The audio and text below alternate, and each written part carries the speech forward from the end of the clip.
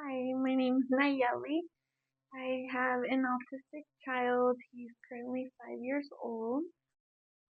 I heard about the office through Jocelyn, a family member. Fabian started his treatment here due to a car accident that he was involved in. So with him being autistic, it was hard for him to communicate with us what was hurting him or what was going on with him.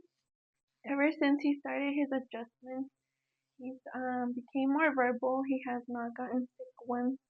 And before he started his adjustments, he would get sick literally like every month. We'd go to the pool, he'd wake up sick.